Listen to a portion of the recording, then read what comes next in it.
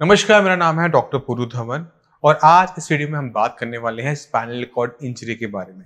लकवा होने के बहुत सारे कारण होते हैं और उनमें से एक है स्पाइनल कॉर्ड पर किसी टाइप की चोट लग जाना। अब अगर किसी के स्पाइनल कॉर्ड पे चोट लगती है तो वहां पर रिकवरी करना बहुत मुश्किल होता है। कुछ केसेस के अंदर रिकवरी होती है और बहुत सारे केसेस के अंदर रिकवरी नहीं होती। तो अगर आपको पहले से पता हो कि किस पेशेंट को आप आराम दे सकते हो, किस पेशेंट में आराम आ सकता है, तो वो बहुत सुविधाजनक हो जाता है। तो उसी को आज हम गहराई से डिस्कस करेंगे इस वीडियो के अंदर। स्पाइनल कॉर्ड इंजरी कब होती है? अक्सर ये स्पाइनल कॉर्ड इंजरी किसी एक्सीडेंट की वजह से, किसी चोट की वजह से, पेड़ से गिरने की वजह से, बाइक एक्सीडेंट की वजह से, या फिर गोली लग जाती है या किसी ने डंडा मार दिया, तब ये हम देखते हैं कि स्पाइनल कॉर्ड जो है उसमें चोट आती है। अगर स्पाइनल कॉर्ड में चोट नहीं भी आती तो स्पाइनल कॉर्ड जिस हड्डियों की ढांचे के बीच में चल रही होती है, जिसे हम वर्टिब्रा कहते हैं, उसमें किसी टाइप के नुकसान की वजह से भी हमें देखते हैं कि स्पाइनल कॉर्ड में काम करना बंद कर दिया। अब जो हमारी स्पाइनल कॉर्ड होती है वो हमारे सिर से लेकर, हमारे सिर के पीछे से लेकर हमारे नीचे इस हिस्से तक वो जाती है और जो हमारा ब्रेन कहता है उसे वो हाथ और हमारे पैर तक वो पहुंचाती है, हमारे दिल तक पहुंचाती है कि उसने काम कैसे करना है। यानी ब्रेन कह रहा है कि हाथ को चलाओ, तो वो मैसेज कैसे भेजेगा? वो स्पाइनल कॉर्ड के थ्रू भेजेगा और स्पाइनल कॉर्ड हमारे हाथ को बताएगी कि अब हमने हिलना है, अब हमने उंगलियों को बंद करना है, अब हमने उंगलियों को खोलना है। तो एक तरीके से वो मैसेंजर होती है हमारे ब्रेन के सिग्नल्स का। अब ये जो स्पाइनल कॉर्ड है, जब कभी एक्सीडेंट होता है, इसे अलग अलग टाइप का नुकसान होता है। अब आपके स्पाइनल कॉर्ड को किस तरह का नुकसान हुआ है उस पर डिपेंड करता है कि रिकवरी होगी या फिर वो नहीं होगी। हमारी जो स्पाइनल कॉर्ड है, अगर किसी एक्सीडेंट में दो हिस्सों में डिवाइड हो जाए, ऊपर का हिस्सा अलग हो गया, नीचे का हिस्सा अलग हो गया, हम देख रहे हैं सीटी स्कैन में, एमआरआई में देख रहे हैं कि उसके दो अलग अलग हिस्से नजर आ रहे हैं, तो ऐसे केसेस के अंदर रिकवरी 0 होती है, ना के बराबर होती है। बहुत रेयर चांसेस होते हैं कि उसके अंदर हमें रिकवरी देखने को मिले, क्योंकि स्पाइनल कॉर्ड जो बनी हुई है वो ऐसे टिश्यू की बनी होती है, नर्वस टिश्यू की बनी होती है कि जो एक बार मर जाए, कट जाए, तो वो दोबारा ऐसे हीलअप नहीं हो सकते। तो उसमें अगर पेशेंट बहुत मेहनत भी करता है, पैसा भी खर्च करता है, तो भी उसको रिजल्ट्स देखने को नहीं मिलते।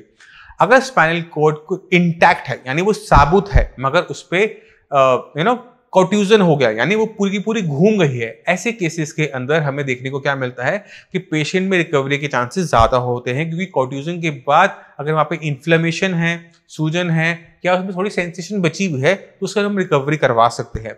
मगर इसके अंदर हमें ध्यान क्या रखना होता है कि आप ये सोचें कि पेशेंट पहले जैसा हो जाएगा, ऐसे कभी भी नहीं हो पाता। कॉट्यूजन के केसेस के अंदर हम क्या देखते हैं कि पेशेंट में रिकवरी होती है, मगर वो अपने लाइक पूरा नहीं बन पाता। हो सकता है लेटरिन पेशाब का पता लगना शुरू हो जाए, थोड़ा बहुत मूवमेंट आ जाए, टच का पता लगने लग जाए, हल्की फुल्की मूवमेंट आ जाए, बट अगर आप सोचो कि पेशेंट अपना वेट उठाकर खुद चलना शुरू कर दे, वो थोड़ा सा डिफिकल्ट हो जाता है। तो डिपेंड करता है कि उसमें नुकसान किस टाइप का हुआ है। कभी कभार क्या होता है कि हम किसी चीज से गिरते हैं, हमारी जो रीढ़ की हड्डी है उसमें फ्रैक्चर आता है, और फ्रैक्चर होने की वजह से जो उसके अंदर स्पाइनल कॉर्ड जा रही है उस पर सूजन चली जाती है। ऐसे केसेस में रिकवरी बहुत अच्छी देखने को मिलती है। क्यों? क्योंकि वहां पर सिर्फ सूजन ही तो है, बाकी तो उसे किसी स्ट्रक्चर को नुकसान नहीं पहुंचा। अभी ये जो सूजन है ये बहुत तेजी से नॉर्मली चली जाती है, मगर कभी कभार क्या होता है कि सूजन बहुत लंबे टाइम तक बनी रहे तो वो क्रॉनिक इन्फ्लेमेशन में कन्वर्ट हो जाती है। तब जाकर वहां पर हमें इंटरफेरेंस करनी पड़ती है कि अब ये जो सूजन है जो पुरानी हो गई है वो चली जाए, क्योंकि जैसे ही सूजन जाएगी पेशेंट की रिकवरी बहुत अच्छी तरीके से, बहुत स्पीड से हमें देखने को मिल जाती है। तो डिपेंड करता है कि स्पाइनल कॉर्ड को किस तरह का नुकसान हुआ है। अगर हमें उसके नुकसान की टाइप का बारे में पता हो तो उसमें हमें रिकवरी का आइडिया लग जाता है। अगर स्पाइनल कॉर्ड दो हिस्सों में डिवाइड हो गई है, हम ट्रीटमेंट नहीं देते, कॉट्यूजन के केसेस के अंदर रिस्क इन्वॉल्व होता है रिकवरी होगी या नहीं होगी, तो हमें वो करके देखना पड़ता है कि आराम आया या नहीं आया। अगर पहले 3 महीने में आराम आ गया तो ट्रीटमेंट कंटिन्यू रहता है, अगर ट्रीटमेंट से आराम नहीं आ रहा तो 3 महीने के बाद ट्रीटमेंट को पूरी तरह से बंद कर दिया जाता है। और जिन पेशेंट के अंदर इन्फ्लेमेशन होती है, जैसे मैं पहले बता चुका हूं कि इसमें रिकवरी बहुत अच्छी होती है, तो उनको एक बार मैं कहता हूं, एक बार 1-2 महीने सिर्फ हमें देखना पड़ता है। 1-2 महीने की ट्रीटमेंट में ही पता लग जाता है कि पेशेंट कितना रिकवर करेगा इन फ्यूचर। अब कुछ और चीजें होती है जो हमें देखनी पड़ती है स्पाइनल कॉर्ड इंजरी के पेशेंट के अंदर, और वो है कि पेशेंट की लेग्स में मूवमेंट है या नहीं है। अगर पेशेंट की लेग में मूवमेंट बिल्कुल नहीं होती, बिल्कुल सेंसेशन नहीं होती, ठंडे गर्म का पता नहीं लग रहा होता, लेटरिन पेशाब का नहीं पता लग रहा होता, तो ऐसे पेशेंट के अंदर रिकवरी बहुत मुश्किल होती है। अगर आपकी लेग की जो मांसपेशियां हैं वो सूख जाती हैं, ऐसा लगता है जैसे वो सूखी हुई लकड़ की तरह टांगी हो गई हैं, ऐसे केसेस के अंदर रिकवरी पॉसिबल बहुत ना के बराबर होती है। तो उसके अंदर भी हम कोशिश करते हैं कि ऐसे पेशेंट को हम ना लें।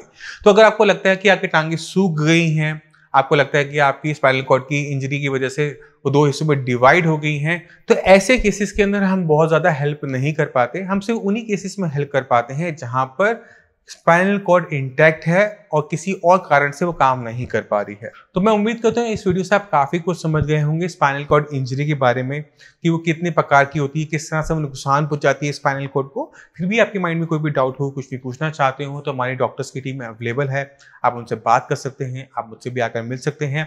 अब इसी के साथ आप सभी से मैं चलने की आगे चाहूँगा। मिलते हैं अगली वीडियो में, तब तक के लिए नमस्कार।